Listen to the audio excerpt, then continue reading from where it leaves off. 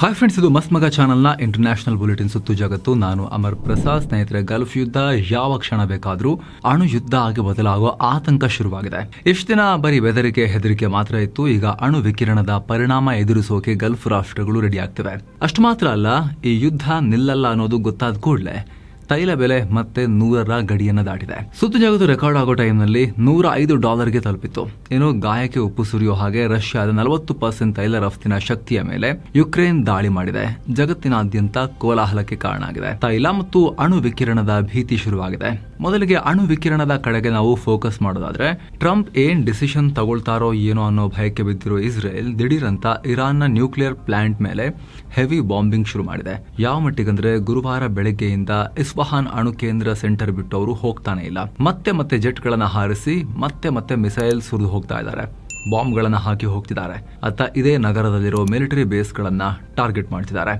ಇನ್ನೊಂದು ಕಡೆ ಬುಷೆಹರ್ nuclear plant ಮೇಲೂ ಕೂಡ ಇಸ್ರೇಲ್ ದಾಳಿ ಮಾಡಿದೆ. ಇದನ್ನ international atomic energy agency confirm ಮಾಡಿದೆ. ಇದರ ಪರಿಣಾಮ ವಿಕಿರಣ ಹರಡಬಹುದು ಅಂತ ಹೆದರಿ ಕುವೈತ್ ತನ್ನ ದೇಶದ ಜನರಿಗೆ ಎಚ್ಚರಿಕೆ ಕೊಟ್ಟಿದೆ. ಬುಷೆಹರ್ ನ್ಯೂಕ್ಲಿಯರ್ ರಿಯಾಕ್ಟರ್ ಇರೋ ಜಾಗದಿಂದ ಕುವೈತ್ ಸುಮಾರು 240 ಕಿಲೋಮೀಟರ್ ದೂರದಲ್ಲಿದೆ. ಸೊ ಮುನ್ನೆಚ್ಚರಿಕಾ ಕ್ರಮವಾಗಿ ಮನೆಯಲ್ಲೇರಿ ಕಿಟಕಿ ಬಾಗಿಲುಗಳನ್ನು ಸರಿಯಾಗಿ ಮುಚ್ಚಿ ಅಣು ವಿಕಿರಣದಿಂದ ಕಾಪಾಡಿಕೊಳ್ಳಿ ಅಂತ ಅಧಿಕಾರಿಗಳು ವಿಡಿಯೋ ಮೆಸೇಜ್ ಶೇರ್ ಮಾಡಿದ್ದಾರೆ. ಇದೇ ಪ್ಲಾಂಟ್ ಮೇಲೆ ಇಸ್ರೇಲ್ ಮತ್ತೆ ದಾಳಿ ಮಾಡೋ ಸಾಧ್ಯತೆ ಇದೆ. ಹೀಗಾಗಿ ರಷ್ಯಾ ಇದರಲ್ಲಿದ್ದ ತನ್ನ ಸಿಬ್ಬಂದಿಯನ್ನ ವಾಪಸ್ ಕರೆಸ್ಕೊಳ್ತಾ ಇದೆ. ಈಗ ಆಲ್ರೆಡಿ 163 ಸಿಬ್ಬಂದಿಯನ್ನ ರಷ್ಯಾಗೆ ಶಿಫ್ಟ್ ಮಾಡಿದೆ. ಅಂದಹಾಗೆ ಈ ಅಣು ವಿದ್ಯುತ್ ಕೇಂದ್ರವನ್ನ ಕಟ್ಟೋಕೆ ರಷ್ಯಾ ಸಹಾಯ ಮಾಡಿತ್ತು. ಅವರೇ ಕೆಲವರು ಆಪರೇಟ್ ಮಾಡ್ತಾ ಇದ್ರು. ಆದ್ರೆ ಈಗ ಇರಾನ್ ನೆಲದಲ್ಲಿ ಅಣು ಕೇಂದ್ರದ ಕುರುಹೆ ಇರಬಾರದು, ಅವರು ಆ ಕನಸೇ ಕಾಣಬಾರದು ಅಂತ ಇಸ್ರೇಲ್ ಕುಟ್ಟಿ ಪುಡಿ ಮಾಡ್ತಿದೆ. ಹೀಗಾಗಿ ರಷ್ಯಾ ತನ್ನ ಪ್ರಜೆಗಳನ್ನ ಸುರಕ್ಷಿತವಾಗಿ ಆಚೆ ಕರ್ಕೊಂಡು ಹೋಗ್ತಾ ಇದೆ. ಅತ ಹಾರ್ಮುಜ್ ಪಕ್ಕದಲ್ಲೂ ಭಾರಿ ದಾಳಿಯಾಗಿದೆ. ಇಲ್ಲಿ ಅಮೆರಿಕ ದಾಳಿ ಮಾಡಿದೆ. ಬಂದರ್ ಅಬ್ಬಾಸ್ ಪೋರ್ಟ್ ಗುರಿಯಾಗಿಸಿಕೊಂಡು ಇಲ್ಲಿರೋ ಇರಾನ್ನ ಮಿಲಿಟರಿ ಟಾರ್ಗೆಟ್ ಗಳನ್ನ ನಾಶ ಮಾಡಿದೀವಿ ಅಂತ ಅಮೆರಿಕದ ಸೆಂಟ್ರಲ್ ಕಮಾಂಡ್ ಹೇಳಿದೆ. ದಾಳಿಯ ವಿಡಿಯೋವನ್ನ ಕೂಡ ರಿಲೀಸ್ ಮಾಡಿದೆ. ಇರಾನ್ನ ಮಿಲಿಟರಿ ಶಕ್ತಿಯನ್ನ ಕುಗ್ಗಿಸೋಕೆ ಅಮೆರಿಕ ಹಮ್ಮಿಕೊಂಡಿರೋ ದೊಡ್ಡ ಅಭಿಯಾನದ ಭಾಗವಾಗಿ ಈ ದಾಳಿಗಳು ನಡೆದಿವೆ. ಈ ದಾಳಿಯಿಂದ ಇರಾನ್ನ ನೌಕಾಪಡೆ ಮತ್ತು ವಾಯುಪಡೆಯ ಬಹುಪಾಲು ಭಾಗ ನಾಶ ಆಗಿದೆ ಅಂತ ಪೆಂಟಗನ್ ತಿಳಿಸಿದೆ. ಅಷ್ಟೇ ಅಲ್ಲ, ಈ ಸಂಧಾನದ ಡ್ರಾಮಾ ನಡುವೆ ಅಮೆರಿಕ ಮಿಡಲ್ ಈಸ್ಟ್ ಕಡೆಗೆ ಭಾರಿ ಪ್ರಮಾಣದಲ್ಲಿ ಸೇನೆ ಮೂವ್ ಮಾಡ್ತಾ ಇದೆ. ಈಗ ಆಲ್ರೆಡಿ ತೈವಾನ್ನಿಂದ ಹೊರಟಿರೋ ಅಮೆರಿಕದ ಬೃಹತ್ ಯುದ್ಧ ನೌಕೆ USS ಟ್ರಿಪೋಲಿ ಈ ವಾರದ ಅಂತ್ಯಕ್ಕೆ ಮಿಡಲ್ ಈಸ್ಟ್ ತಲುಪೋ ಸಾಧ್ಯತೆ ಇದೆ. ಈ ನೌಕೆಯಲ್ಲಿ ಅತ್ಯಾಧುನಿಕ F-35 ಸ್ಟೆಲ್ತ್ ಫೈಟರ್ ಜೆಟ್ಗಳು ಮತ್ತು ಸುಮಾರು 2300 ಸೈನಿಕರಿದ್ದಾರೆ. ಇದರ ಬೆನ್ನಲ್ಲೇ USS ಬಾಕ್ಸರ್ ಅನ್ನೋ ಮತ್ತೊಂದು ಯುದ್ಧ ನೌಕೆ ಕೂಡ ಕ್ಯಾಲಿಫೋರ್ನಿಯಾದಿಂದ ಹೊರಟಿದೆ. ಏಪ್ರಿಲ್ ಆರಂಭದಲ್ಲಿ 2200 ಸೈನಿಕರೊಂದಿಗೆ ಈ ಭಾಗಕ್ಕೆ ತಲುಪುತ್ತೆ. ಹಾಗೆ ಶೀಘ್ರದಲ್ಲಿ ಅಮೆರಿಕದ 82ನೇ ಏರ್ ಬೋರ್ನ್ ಡಿವಿಷನ್ ನ ಸುಮಾರು 2000 ಪ್ಯಾರಾ ಟ್ರೂಪರ್ಗಳು ಕೂಡ ಮಿಡಲ್ ಈಸ್ಟ್ಗೆ ಬಂದ್ ಇಳಿತಾ ಇದ್ದಾರೆ. ಸದ್ಯ ಮಿಡಲ್ ಈಸ್ಟ್ ನ ಅನೇಕ ರಾಷ್ಟ್ರಗಳಲ್ಲಿ ಅಮೆರಿಕದ 50,000ಕ್ಕೂ ಅಧಿಕ ಸೈನಿಕರಿದ್ದಾರೆ. ಅಷ್ಟಾದ್ರೂ ಕೂಡ ಅಮೆರಿಕ ತನ್ನೆಲ್ಲ ಸೈನಿಕರನ್ನ ಮಿಡಲ್ ಈಸ್ಟ್ ನಲ್ಲಿ, ಅದರಲ್ಲೂ ಕೂಡ ಎಲಿಟ್ ಫೋರ್ಸಸ್ ನ ತಗೊಂಡ್ಬಂದು ಗುಡ್ಡೆ ಹಾಕೊಳ್ತಾ ಇದೆ. ಹೀಗಾಗಿ ಇರಾನ್ ಜೊತೆಗಿನ ಮಾತುಕತೆ ಪ್ರೀ ಪ್ಲಾನ್ ನಾಟಕ ಫೇಲ್ ಆದಂಗ ಆಗುತ್ತೆ. ಅದಾದ್ಮೇಲೆ ಸರಿಯಾಗಿ ಹೊಡೆಯೋದು, ಅದಕ್ಕಿಂತ ಮುಂಚೆ ಅವಕಾಶ ಕೊಟ್ಟಿದ್ವಿ ಅಂತ ಹೇಳೋಕೆ ಟ್ರಂಪ್ ಈ ರೀತಿ ಮಾಡ್ತಿರಬಹುದಾ ಅನ್ನೋ ಚರ್ಚೆ ನಡೀತಾ ಇದೆ. ಏನೋ ಸ್ನೇಹಿತರೆ, ಕಾಶಿ, ಅಯೋಧ್ಯೆ, ರಾಮ ಮಂದಿರ ಇಲ್ಲೆಲ್ಲ ಪ್ರವಾಸ ಹೋಗಿ ಬರ್ಬೇಕು ಅಂತ ಇದ್ರೆ ಆಲ್ ಇನ್ಕ್ಲೂಸಿವ್ ಪ್ಯಾಕೇಜ್ ಕಾಲ್ ಮಾಡಿ ಹೋಗಿ ಬರ್ಬೋದು. ಮತ್ತೊಂದ್ ಕಡೆ ಅಮೆರಿಕ ಭೂಸೇನೆ ನುಗ್ಗಿಸೋ ಅನುಮಾನ ಇರಾನ್ಗೂ ಕೂಡ ಇದೆ. ಹೀಗಾಗಿನೇ ಇರಾನ್ನ IRGC ದೊಡ್ಡ ವಾರ್ನಿಂಗ್ ಕೊಟ್ಟಿದೆ. ಒಂದು ವೇಳೆ ಶತ್ರು ಸೈನಿಕರು ಇರಾನ್ನಲ್ಲಿ ಕಾಲಿಟ್ರೆ ಅವರು ಇಲ್ಲೇ ನಾಶ ಆಗ್ತಾರೆ. ನೆತನ್ಯಾಹು ಮತ್ತು ಟ್ರಂಪ್ ಮಾತನ್ನ ನಂಬಿ ನಿಮ್ಮ ಮಕ್ಕಳನ್ನ ನರಕಕ್ಕೆ ತಳ್ಳಬೇಡಿ. ಈ ಯುದ್ಧದ ಅಸಲಿ ಪರಿಣಾಮ ಏನಾಗ್ತಿದೆ ಅನ್ನೋದನ್ನ ಅಮೆರಿಕದ ಗ್ಯಾಸ್ ಸ್ಟೇಷನ್ ಮತ್ತು ಟೆಲ್ ಅವ್ಯೂ ಹಾಗೂ ಹೈಫಾ ನಗರಗಳ ಆಕಾಶಗಳನ್ನು ನೋಡಿ. ಟ್ರಂಪ್ ಮತ್ತು ನೆತನ್ಯಾಹು ಈ ವಾರ್ ಬಗ್ಗೆ ಸುಳ್ಳು ಹೇಳ್ತಿದ್ದಾರೆ. ನಿಮ್ಮ ಮಕ್ಕಳನ್ನ ಯುದ್ಧ ಅನ್ನೋ ನರಕಕ್ಕೆ ಕಳಿಸಬೇಡಿ ಅಂತ ಸೈನಿಕರನ್ನ ಉದ್ದೇಶಿಸಿ, ಅವರ ಪೇರೆಂಟ್ಸ್ ಅನ್ನ ಉದ್ದೇಶಿಸಿ ಇರಾನ್ ಪ್ರೊಪಗಂಡಾ ಶುರು ಮಾಡಿದೆ, ಪ್ರಚಾರ ಶುರು ಮಾಡಿದೆ. ಇತ್ತ ಟ್ರಂಪ್ರ ವಿಚಿತ್ರ ಹೇಳಿಕೆಗಳು ಮುಂದುವರೆದಿವೆ. ಇರಾನ್ನ ನಾಯಕರು ತಮ್ಮನ್ನೇ ಮುಂದಿನ ಸುಪ್ರೀಂ ಲೀಡರ್ ಆಗುವಂತೆ ಆಫರ್ ಕೊಟ್ಟಿದ್ರು ಅಂತ ರಿಪಬ್ಲಿಕನ್ ಪಾರ್ಟಿಯೊಂದರಲ್ಲಿ ಹೇಳಿದ್ದಾರೆ. ಇರಾನ್ನ ಸುಪ್ರೀಂ ಲೀಡರ್ ಆಗೋಕೆ ಯಾರೂ ಮನಸ್ಸು ಮಾಡ್ತಿರ್ಲಿಲ್ಲ. ಎಲ್ಲರೂ ಅಲ್ಲಿ ಆ ಹುದ್ದೆ ಬೇಡ ಅಂತ ಕ್ಲಿಯರ್ ಆಗಿ ಹೇಳ್ತಾ ಇದ್ರು. ನಂತರ ನಿಮ್ಮನ್ನೇ ಮುಂದಿನ ಸುಪ್ರೀಂ ಲೀಡರ್ ಮಾಡ್ತೀವಿ ಟ್ರಂಪ್, ಬನ್ನಿ ಅಂತ ಹೇಳಿದ್ರು. ಆದರೆ ನಾನು ನೋ ಥ್ಯಾಂಕ್ ಯು, ಆ ಹುದ್ದೆ ನನಗೆ ಬೇಡ ಅಂತ ಹೇಳಿದ್ದೀನಿ ಅಂತ ಟ್ರಂಪ್ ಹೇಳಿದ್ದಾರೆ. ಅಲ್ಲದೆ ನಾನು ಒಂದಾದ ಮೇಲೆ ಒಂದು ಯುದ್ಧ ನಿಲ್ಲಿಸಿದ್ದೀನಿ, 8 ಯುದ್ಧಗಳನ್ನ ಸ್ಟಾಪ್ ಮಾಡಿದ್ದೇನೆ, ಆದರೆ ಮಿಡಲ್ ಈಸ್ಟ್ ನಲ್ಲಿ ಯುದ್ಧ ಮಾಡಿ ಅದನ್ನ ಗೆದ್ದಿದ್ದೀವಿ ಅಂತ ಹೇಳಿದ್ದಾರೆ. ಇತ್ತೀಚೆಗೆ ಇರಾನ್ ಸೇನೆ ಟ್ರಂಪ್ ಮತ್ತು ಅಮೆರಿಕ ತಮ್ಮಲ್ಲೇ ಮಾತನಾಡ್ಕೊಳ್ತಿದ್ದಾರೆ, ಅವರವರೇ ಸಂಧಾನ ಮಾಡ್ಕೊಳ್ತಿದ್ದಾರೆ ಅಂತ ಹೇಳಿ ಕಾಲೆಳಿತಾ ಇದ್ರು. ಅದರ ಬೆನ್ನಲ್ಲೇ ಟ್ರಂಪ್ ಸುಪ್ರೀಂ ಲೀಡರ್ ಆಗಿ ಅಂತ ಅವ್ರಿಗೆ ಆಫರ್ ಕೊಟ್ಟಿದ್ರಂತೆ. ನೋ ಥ್ಯಾಂಕ್ ಯು, ನನಗೆ ಆ ಹುದ್ದೆ ಬೇಡ ಅಂತ ಇವರು ಹೇಳಿದ್ರಂತೆ ಟ್ರಂಪ್. ಆದರೆ ಹೆಂಗಿರ್ಬೋದು ಇರಾನ್ನ ಸುಪ್ರೀಂ ಲೀಡರ್ ಆದರೆ? ಆಯತುಲ್ಲಾ ಡೊನಾಲ್ಡ್ ಟ್ರಂಪ್ ಈ ರೀತಿ ಇರ್ಬೋದಾ? ಹಿಂಗೆ ಕರಿಬೋದು ಅವ್ರನ್ನ. ಅದು ಇಸ್ಲಾಂನ ಉನ್ನತ ಧಾರ್ಮಿಕ ಹುದ್ದೆಯಲ್ಲಿ ಇಸ್ಲಾಮಿಕ್ ರಿಪಬ್ಲಿಕ್ ಆಫ್ ಇರಾನ್ ಅದು. ಆಯತುಲ್ಲಾ ಅಂದ್ರೆ ಅದು ಧಾರ್ಮಿಕ ಹುದ್ದೆ. ಟ್ರಂಪ್ ಹೆಂಗಾಗ್ಲಿಕ್ಕಾಗತ್ತೆ ಅದು? First of all Islamic Republic of ಇರಾನ್ಗೆ ಟ್ರಂಪ್ ಸುಪ್ರೀಂ ಲೀಡರ್ ಆಗಕ್ಕೆ ಹೆಂಗಾಗತ್ತೆ? ಏನೋ ಹೇಳಿದ್ದಾರೆ ಇವರು, ಬಾಯಿ ಬಂದಂಗೆ ಮಾತಾಡ್ತಾರೆ ಇವರು, ಅಮೆರಿಕದ ಅಧ್ಯಕ್ಷ. ಇತ್ತ ಅಮೆರಿಕದ ಒಳಗಡೆ ಬೇರೆ ಬೇರೆ ಬೆಳವಣಿಗೆಗಳು ನಡೀತಾ ಇವೆ. ದಿಢೀರಂತ Pentagon, Lockheed Martin, BAE systems ಮತ್ತು ಹನಿವೆಲ್ ನಂತಹ ದೊಡ್ಡ ದೊಡ್ಡ ಡಿಸೈನ್ ಕಂಪನಿಗಳೊಂದಿಗೆ ತುರ್ತು ಅಗ್ರಿಮೆಂಟ್ ಮಾಡಿಕೊಂಡಿದೆ. ಈ ಬಗ್ಗೆ ಹನಿವೆಲ್ ಏರೋಸ್ಪೇಸ್ ನ CEO ಜಿಮ್ ಕರಿಯರ್ ಮಾತನಾಡಿದ್ದಾರೆ. ಅಮೆರಿಕದ ಸೇನೆ ಈಗ ಎದುರಿಸ್ತಾ ಇರೋ ತುರ್ತು ಬೇಡಿಕೆಯನ್ನ ಪೂರೈಸೋಕೆ ನಮ್ಮ ಕಂಪನಿ ರೆಡಿಯಾಗಿದೆ ಅಂತ ಹೇಳಿದ್ದಾರೆ. ಇತ್ತ ಲಾಕ್ಹೀಡ್ ಮಾರ್ಟಿನ್ ಕಂಪನಿಯ CEO ಜಿಮ್ ಟೈಕ್ಲೆಟ್ ಕೂಡ ಯುದ್ಧದ ಟೈಮ್ನಲ್ಲಿ ಸೇನೆಗೆ ಬೇಕಾದ ಶಸ್ತ್ರಾಸ್ತ್ರಗಳ ಕೊರತೆ ಆಗದಂತೆ ನೋಡ್ಕೊಳ್ಳೋಕೆ ನಾವು ಅಮೆರಿಕದ ಸೇನೆ ಮತ್ತು ರಕ್ಷಣಾ ಇಲಾಖೆಯೊಂದಿಗೆ ಸೇರಿ ಕೆಲಸ ಮಾಡ್ತಾ ಇದ್ದೀವಿ ಅಂತ ಹೇಳಿದ್ದಾರೆ.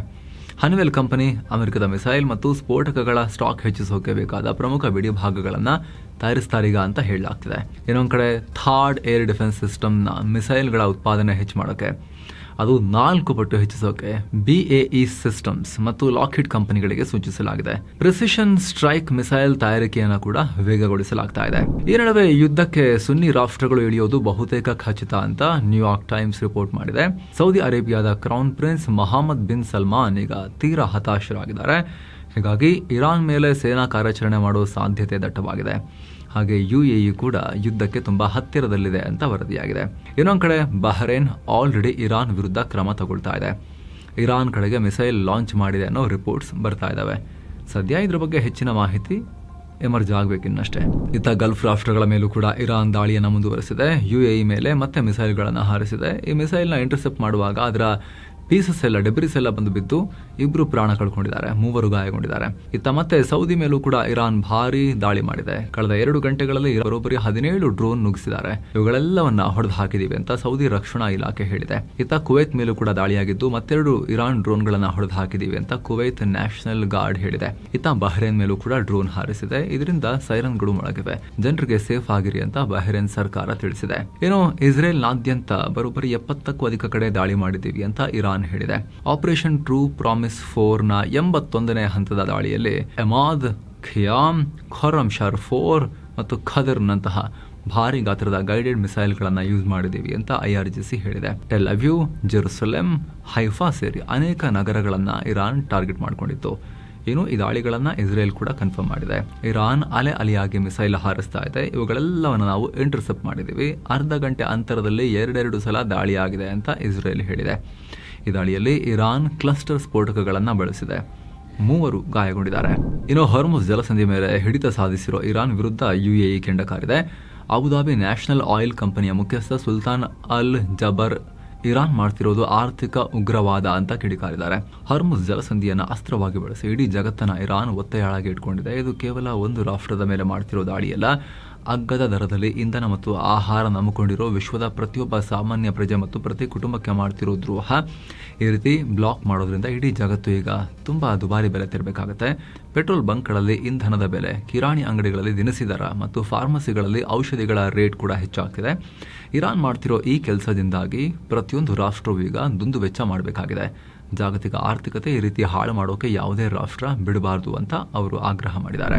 ಏನೋ ಟ್ರಂಪ್ ನಡೆಸ್ತಾ ಇರೋ ಈ ಯುದ್ಧ ಅಮೆರಿಕನರಿಗೆ ಇಷ್ಟ ಆಗ್ತಾ ಇಲ್ಲ ಅನ್ನೋದು ಮತ್ತೆ ಸರ್ವೆನಲ್ಲಿ ಗೊತ್ತಾಗಿದೆ.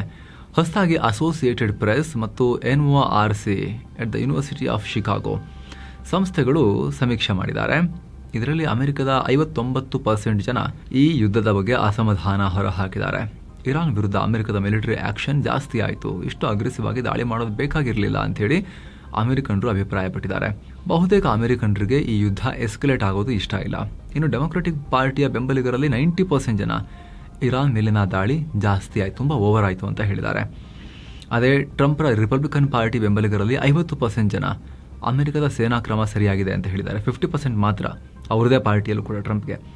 ಆದರೆ 20% ರಿಪಬ್ಲಿಕನ್ ಪಾರ್ಟಿಯವರು, ಟ್ರಂಪ್ ಪಾರ್ಟಿಯವರು ಅಮೆರಿಕದ ಮಿಲಿಟರಿ ಆಕ್ಷನ್ ಮಿತಿಮೀರಿ ಏನೂ ಹೋಗಿಲ್ಲ ಅಂತ ಹೇಳಿದ್ದಾರೆ. ಆದರೆ 25% ರಿಪಬ್ಲಿಕನ್ ಪಾರ್ಟಿಯವರು ಓವರ್ ಆಯಿತು ಅಂತ ಹೇಳಿದ್ದಾರೆ. ಅದೇ ಇಂಡಿಪೆಂಡೆಂಟ್ಸ್ ಅಂದರೆ ನ್ಯೂಟ್ರಲ್ ಜನ 60% ಜನ ಅಮೆರಿಕದ ಸೇನಾ ಕ್ರಮ ಜಾಸ್ತಿ ಆಯಿತು ಅಂತ ಅಭಿಪ್ರಾಯಪಟ್ಟಿದ್ದಾರೆ. ಇನ್ನೊಂದು ಕಡೆ ಈ ಯುದ್ಧದಿಂದಾಗಿ ಪೆಟ್ರೋಲ್ ಡೀಸೆಲ್ ರೇಟ್ ಜಾಸ್ತಿ ಆಗುತ್ತೆ ಅನ್ನೋ ಭಯ ಕೂಡ ಅಮೆರಿಕನರಲ್ಲಿ ಶುರುವಾಗಿದೆ. 45% ಜನ ಗ್ಯಾಸ್ ರೇಟ್ ಬಗ್ಗೆನೇ ಅನುಮಾನ, ಆತಂಕ ವ್ಯಕ್ತಪಡಿಸಿದ್ದಾರೆ. ಇನ್ನು ಟ್ರಂಪ್ರ ಫಾರಿನ್ ಪಾಲಿಸಿ ಬಗ್ಗೆ 34% ಜನ ಮಾತ್ರ ಅವರಿಗೆ ಸಪೋರ್ಟ್ ಮಾಡಿದ್ದಾರೆ, ಉಳಿದವರು ಸಪೋರ್ಟ್ ಮಾಡಿಲ್ಲ ಟ್ರಂಪ್ಗೆ. ಇನ್ನು ಅಮೆರಿಕದ ವೈಸ್ ಪ್ರೆಸಿಡೆಂಟ್ JD ವ್ಯಾನ್ಸ್ ಇದೇ ವಾರಾಂತ್ಯದಲ್ಲಿ ಪಾಕಿಸ್ತಾನಕ್ಕೆ ಭೇಟಿ ನೀಡುವ ಸಾಧ್ಯತೆ ಇದೆ ಅಂತ ಹೇಳಿ ವರದಿಗಳು ಹೇಳ್ತಿವೆ. ಅಮೆರಿಕ ಮತ್ತು ಇರಾನ್ ನಡುವೆ ಯುದ್ಧ ನಿಲ್ಲಿಸುವ ಸಲುವಾಗಿ ಈ ಪ್ರವಾಸ. ಇರಾನ್ ನಾಯಕರು ಅಮೆರಿಕದ ರಾಯಭಾರಿ ಸ್ಟೀವ್ ವಿಟ್ಕಾಫ್ ಹಾಗೂ ಟ್ರಂಪ್ ಅಳಿಯ ಜೇರೆಡ್ ಕುಶ್ನರ್ ಜೊತೆಗೆ ಮಾತುಕತೆ ನಡೆಸೋಕೆ ನೇರವಾಗಿ ನಿರಾಕರಿಸಿದರು. ಹೀಗಾಗಿ JD ವ್ಯಾನ್ಸ್ರನ್ನ ಹೊಸ ನೆಗೋಸಿಯೇಟರ್ ಆಗಿ ಅಮೆರಿಕ ಕಳಿಸ್ಕೊಡ್ತಾ ಇದೆ. ಇತ್ತೀಚೆಗಷ್ಟೇ ಪಾಕ್ ಪ್ರಧಾನಿ ಶಹಬಾಜ್ ಶರೀಫ್ ನಾವು ಅಮೆರಿಕ ಮತ್ತು ಇರಾನ್ ನಡುವೆ ಶಾಂತಿ ಮಾತುಕತೆಗೆ ಜಾಗ ಮಾಡಿಕೊಡ್ತೀವಿ ಅಂತ ಪೋಸ್ಟ್ ಹಾಕಿದ್ರು. ಅದನ್ನು ಟ್ರಂಪ್ ಕೂಡ ರೀಪೋಸ್ಟ್ ಮಾಡಿದ್ರು. ಈಗ ವೀಕೆಂಡ್ ಅಲ್ಲಿ ಪಾಕಿಸ್ತಾನಕ್ಕೆ JD ವ್ಯಾನ್ಸ್ ಹೋಗ್ತಾರೆ ಅಂತ ಹೇಳಲಾಗ್ತಿದೆ.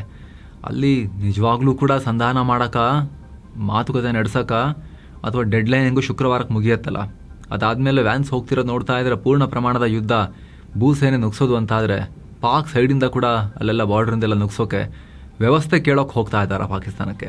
ಆ ಅನುಮಾನ ಇರುತ್ತೆ, ನೋಡ್ಬೇಕೇನಾಗುತ್ತೆ ಅಂತ. ಆದರೆ ಸಮಯ ಸಂದರ್ಭ ಯಾವುದೂ ಗೊತ್ತಿಲ್ಲದ ಪಾಕಿಸ್ತಾನದ ರಕ್ಷಣಾ ಮಂತ್ರಿ ಖ್ವಾಜಾ ಆಸಿಫ್ ಅತಿಥಿ ಬರೋ ಮುನ್ನವೇ ಅಮೆರಿಕಗೆ ಅಪಮಾನ ಮಾಡಿದ್ದಾರೆ, ಅಮೆರಿಕವನ್ನ ಪ್ರಶ್ನೆ ಮಾಡಿದ್ದಾರೆ. ಜಾಗತಿಕವಾಗಿ ಎನರ್ಜಿ ಸಪ್ಲೈಗೆ ಹೊಡೆತ ಬಿದ್ದಿದೆ, ಆದರೆ ಅಮೆರಿಕದ ಗುರಿ ಮಾತ್ರ ಪದೇ ಪದೇ ಶಿಫ್ಟ್ ಆಗ್ತಿದೆ. ಈಗ ಹಾರ್ಮುಜ್ ಜಲಸಂಧಿಯನ್ನು ಓಪನ್ ಮಾಡೋದೇ ಯುದ್ಧದ ಗುರಿ ಅನ್ನೋ ರೀತಿಯಲ್ಲಿ ಅಮೆರಿಕ ಬಿಂಬಿಸ್ತಾ ಇದೆ. ಆದರೆ ಯುದ್ಧ ಶುರುವಾಗೋದಕ್ಕಿಂತ ಮೊದಲೇ ಅದು ಓಪನ್ನೇ ಇತ್ತಲ್ವಾ ಅಂತ ಈಗ ಟ್ವೀಟ್ ಮಾಡಿ ಕಾಲಿಳಿದಿದ್ದಾರೆ.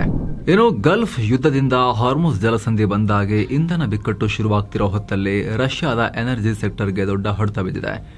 ಯುಕ್ರೇನ್ ಮಾಡಿರೋ ನಿರಂತರ ಡ್ರೋನ್ ದಾಳಿಯಿಂದಾಗಿ ರಷ್ಯಾ ತನ್ನ 40% ಆಯಿಲ್ ಎಕ್ಸ್ಪೋರ್ಟ್ ಕೆಪಾಸಿಟಿಯನ್ನು ಕಳ್ಕೊಂಡಿದೆ. ಅಂದರೆ ಪ್ರತಿದಿನ ಸುಮಾರು 2 ಮಿಲಿಯನ್ ಬ್ಯಾರೆಲ್ ತೈಲ ರಫ್ತು ಮಾಡೋಕೆ ರಷ್ಯಾಗೆ ಆಗ್ತಾ ಇಲ್ಲ. ರಷ್ಯಾದ ಪ್ರಮುಖ ಪೈಪ್ಲೈನ್ಗಳು, ಬಂದರುಗಳನ್ನು ಟಾರ್ಗೆಟ್ ಮಾಡಿ ಯುಕ್ರೇನ್ ದಾಳಿ ಮಾಡ್ತಾ ಇದೆ. ಇದರಿಂದ ಹೀಗಾಗಿದೆ.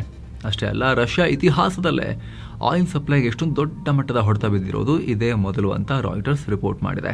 ರಷ್ಯಾದ ಪ್ರಮುಖ ಆಯಿಲ್ ಪೋರ್ಟ್ಗಳಾದ ನೋವೊರಿಸಿಸ್ಕ್, ಹಾಗೆ ಪ್ರಿಮೋಸ್ಕ್ ಮತ್ತು ಉಸ್ಟ್ ಲುಗಾ ಇವುಗಳನ್ನು ಗುರಿಯಾಗಿಸಿ ಯುಕ್ರೇನ್ ದಾಳಿ ಮಾಡ್ತಾ ಇದೆ. ಅತ್ತ ಜಗತ್ತಿನ ಅತ್ಯಂತ ಉದ್ದದ ಆಯಿಲ್ ಪೈಪ್ಲೈನ್ ಡ್ರೂಸ್ಬಾ ಪೈಪ್ಲೈನ್ಗೂ ಕೂಡ ಅಡಚಣೆಯಾಗಿದೆ. ಸೆಂಟ್ರಲ್ ಯುರೋಪ್ಗೆ ಕಚ್ಚಾ ತೈಲವನ್ನು ಇದರಿಂದ ಕಳಿಸಲಾಗ್ತಾ ಇತ್ತು, ಅದಕ್ಕೂ ಡ್ಯಾಮೇಜ್ ಆಗಿದೆ.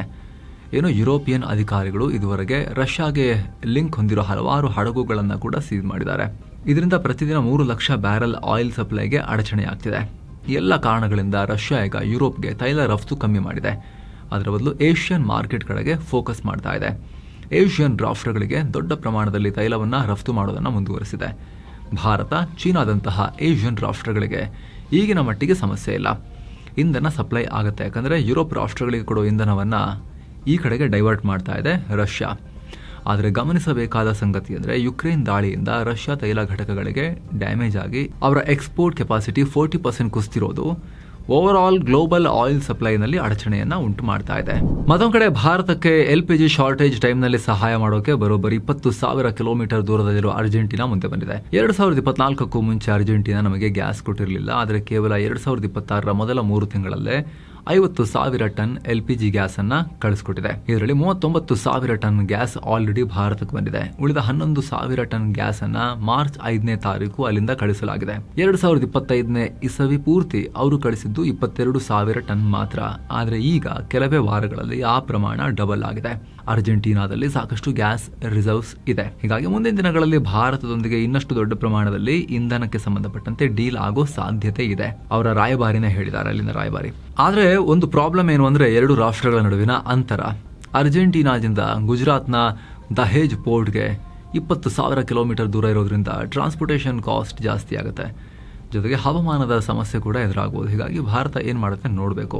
ಏನೋ ವಿದೇಶಾಂಗ ಸಚಿವ ಎಸ್ ಜಯಶಂಕರ್ ಫ್ರಾನ್ಸ್ ಪ್ರವಾಸ ಕೈಗೊಂಡಿದ್ದಾರೆ. ಮಾರ್ಚ್ 26 ಮತ್ತು 27ಕ್ಕೆ ಫ್ರಾನ್ಸ್ನ ಅಬೆ ಡೆಸ್ ವಾಕ್ಸ್ ಡೆ ಸೆರ್ನೆನಲ್ಲಿ ನಡೆಯಲಿರೋ G7 ವಿದೇಶಾಂಗ ಸಚಿವರ ಮೀಟಿಂಗ್ನಲ್ಲಿ ಪಾಲ್ಗೊಳ್ತಾರೆ. ಜಾಗತಿಕ ಸವಾಲುಗಳ ಬಗ್ಗೆ ಇಲ್ಲಿ ಚರ್ಚೆ ನಡೆಯುತ್ತೆ. ಇದೇ ವೇಳೆ ಜೈಶಂಕರ್ ಹಲವು ರಾಷ್ಟ್ರಗಳ ವಿದೇಶಾಂಗ ಸಚಿವರೊಂದಿಗೆ ದ್ವಿಪಕ್ಷೀಯ ಮಾತುಕತೆ ಕೂಡ ನಡೆಸ್ತಾರೆ. ಇನ್ನು ಕಡೆಗೂ ಕೂಡ ಟ್ರಂಪ್ರ ಚೀನಾ ಭೇಟಿಯ ದಿನಾಂಕ ಫಿಕ್ಸ್ ಆಗಿದೆ. ಮೇ 14 ಮತ್ತು 15ನೇ ತಾರೀಕು ಟ್ರಂಪ್ ಚೈನಾಗೆ ಹೋಗ್ತಾರೆ ಅಂತ ವೈಟ್ ಹೌಸ್ ಕನ್ಫರ್ಮ್ ಮಾಡಿದೆ. ಇದೇ ವರ್ಷ ಚೀನಾ ಅಧ್ಯಕ್ಷ ಶಿ ಜಿನ್ಪಿಂಗ್ ಮತ್ತು ಅವರ ಪತ್ನಿ ಪೆಂಗ್ ಲಿಯುವಾನ್ ಅಮೆರಿಕಾಗೆ ಭೇಟಿ ಕೊಡೋ ಪ್ರೋಗ್ರಾಮ್ ಕೂಡ ಇದೆ. ಅದಕ್ಕೆ ದಿನಾಂಕವನ್ನು ಇನ್ನಷ್ಟೇ ಅನೌನ್ಸ್ ಮಾಡಬೇಕು.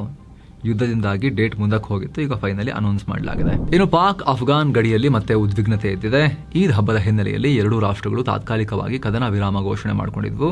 ಆ ಗಡುವು ಮುಗಿತಿದ್ದ ಹಾಗೆ ಮತ್ತೆ ಹೊಡೆದಾಟ ಶುರುವಾಗಿದೆ. ಅಫ್ಘಾನಿಸ್ತಾನದ ಕುನಾರ್ ಪ್ರಾಂತ್ಯದಲ್ಲಿ ಪಾಕಿಸ್ತಾನ ನಡೆಸಿದ ಶೆಲ್ ದಾಳಿಗೆ 2 ನಾಗರಿಕರು ಬಲಿಯಾಗಿದ್ದಾರೆ, 8 ಜನ ಗಾಯಗೊಂಡಿದ್ದಾರೆ. ಇದಕ್ಕೆ ಪ್ರತಿಯಾಗಿ ಅಫ್ಘಾನ್ ತಾಲಿಬಾನ್ ಕೂಡ ಪ್ರತಿಕಾರ ಹೇಳಿದೆ. ಪಾಕ್ ಮೇಲೆ ದಾಳಿ ಮಾಡಿದ್ದು ಅಲ್ಲಿಂದ 3 ಮಿಲಿಟರಿ ಪೋಸ್ಟ್ ಗಳನ್ನ ಧ್ವಂಸ ಮಾಡಿ ಒಬ್ಬನನ್ನ ಹೊಡೆದು ಹಾಕಿದೀವಿ ಅಂತ ಹೇಳಿದೆ. ಸದ್ಯ ಪಾಕ್ ಸೇನೆ ಇದಕ್ಕೆ ಯಾವುದೇ ಪ್ರತಿಕ್ರಿಯೆ ಕೊಟ್ಟಿಲ್ಲ. ಆದರೆ ಸ್ಥಳೀಯ ಅಧಿಕಾರಿಗಳು ಹೇಳುವ ಪ್ರಕಾರ ಎರಡೂ ಕಡೆ ಗುಂಡಿನ ಚಕಮಕಿಯಾಗಿದೆ. ಕೆಲ ದಿನಗಳ ಹಿಂದೆ ಪಾಕಿಸ್ತಾನ ನಡೆಸಿದ ದಾಳಿಯಲ್ಲಿ ಅಫ್ಘಾನ್ನಲ್ಲಿ ಸುಮಾರು 400 ಜನ ಪ್ರಾಣ ಕಳ್ಕೊಂಡಿದ್ರು. ಬಳಿಕ ಸೌದಿ ಅರೇಬಿಯಾ, ಟರ್ಕಿ ಮತ್ತು ಕತಾರ್ ಮನವಿ ಮೇರೆಗೆ ಯುದ್ಧ ನಿಲ್ಲಿಸಲಾಗಿದೆ. ಈಗ ಮತ್ತೆ ಹೊಡೆದಾಡಕ್ಕೆ ಶುರು ಮಾಡ್ಕೊಂಡಿದ್ದಾರೆ. ಇತ್ತ ಟಿಟಿಪಿಗಳು ಪಾಕಿಸ್ತಾನದ ಒಳಗಡೆ ನಾವು ದಾಳಿ ಶುರು ಮಾಡಿದ್ದೀವಿ ಅನ್ನೋ ಘೋಷಣೆಯನ್ನು ಕೂಡ ಮಾಡಿದ್ದಾರೆ. ಏನೋ ಮಾರ್ಕ್ ಝಕರ್ಬರ್ಗ್ ಒಡೆತನದ ಮೆಟಾ ಕಂಪನಿಯಲ್ಲಿ ದೊಡ್ಡ ಮಟ್ಟದಲ್ಲಿ ಉದ್ಯೋಗ ಕಡಿತ ಆಗಿದೆ. 700ಕ್ಕೂ ಅಧಿಕ ಉದ್ಯೋಗಿಗಳನ್ನ ದಿಢೀರ್ ತೆಗೆದು ಹಾಕಿದೆ. ಈ ಲೇ ಆಫ್ ಘೋಷಣೆ ಮಾಡೋಕು ಕೆಲವೇ ಗಂಟೆಗಳ ಮುಂಚೆ ಕಂಪನಿಯ ಟಾಪ್ ಎಕ್ಸಿಕ್ಯೂಟಿವ್ಗಳಿಗೆ ಭರ್ಜರಿ ಸ್ಟಾಕ್ ಆಪ್ಷನ್ ನ ಆಫರ್ ಕೊಡಲಾಗಿತ್ತು. 2031 ಒಳಗಡೆ ಕಂಪನಿಯ ಮಾರ್ಕೆಟ್ ವ್ಯಾಲ್ಯೂ $9 ಟ್ರಿಲಿಯನ್ ತಲುಪಿದ್ರೆ ಟಾಪ್ ಎಕ್ಸಿಕ್ಯೂಟಿವ್ಗಳಿಗೆ ಮುಂದಿನ 5 ವರ್ಷದಲ್ಲಿ ತಲಾ $921 ಮಿಲಿಯನ್ ಅಂದ್ರೆ $8,660 ಕೋಟಿ ರೂಪಾಯಿ ಎಕ್ಸ್ಟ್ರಾ ಹಣ ಸಿಗುತ್ತೆ ಅಂತ ಹೇಳಿ ಘೋಷಣೆ ಮಾಡಲಾಗಿತ್ತು. ಆ ಘೋಷಣೆಯಾಗಿ ಕೆಲವೇ ಹೊತ್ತಲ್ಲಿ ಲೇ ಆಫ್ ಮಾಡಲಾಗಿದೆ. ಅದರಲ್ಲೂ ಕೂಡ ಮೆಟಾವರ್ಸ್ ಪ್ರಾಜೆಕ್ಟ್ ಮೇಲೆ ಕೆಲಸ ಮಾಡ್ತಾ ಇದ್ರಲ್ಲ, ಆ ಟೀಮ್ ನಲ್ಲಿ ಜಾಸ್ತಿ ಜನ ಹೊರಗೆ ಹೋಗಿದ್ದಾರೆ. ಕಂಪನಿ AI ಮೇಲೆ ಜಾಸ್ತಿ ಫೋಕಸ್ ಮಾಡ್ತಾ ಇದೆ, ಖರ್ಚು ಜಾಸ್ತಿ ಆಗ್ತಿದೆ, ಅದನ್ನ ಬ್ಯಾಲೆನ್ಸ್ ಮಾಡೋಕೆ ಈ ರೀತಿ ಮಾಡಿದ್ದಾರೆ ಅಂತ ಹೇಳಲಾಗ್ತಿದೆ. ಮುಂದಿನ ದಿನಗಳಲ್ಲಿ ಒಟ್ಟು 15,000 ಉದ್ಯೋಗಿಗಳ ಮೇಲೆ ಲೇ ಆಫ್ ತೂಗುಗತ್ತಿ ಬರೋ ಚಾನ್ಸಸ್ ಕೂಡ ಇದೆ ಅಂತ ಹೇಳ್ತಿದ್ದಾರೆ. ಸೊ ಫ್ರೆಂಡ್ಸ್, ಇದಾಗಿತ್ತು ಇವತ್ತಿನ ಜಗತ್ತಿನ ಸುತ್ತಾಟ. Thank you so much. ಮತ್ತೆ ಭೇಟಿ ಆಗ್ತಿರೋಣ. ನಮಸ್ತೆ.